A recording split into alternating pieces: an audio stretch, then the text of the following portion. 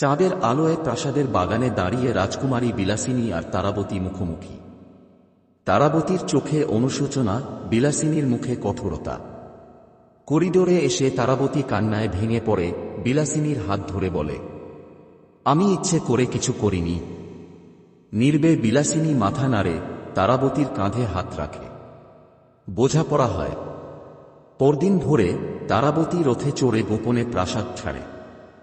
জঙ্গলের পথে এগিয়ে চলে সে, চিন্তিত তবু দৃঢ়। এদিকে সভাঘরে মা বাবার সামনে দাঁড়িয়ে বিলাসিনী বলে, আমি বিয়ে করব না। রাজার চোখে বিস্ময়, রানীর চোখে উদ্বেগ। বিলাসিনী হাত জোর করে বলে, আমি কাউকে হারাতে চাই না। আমার পথ আলাদা।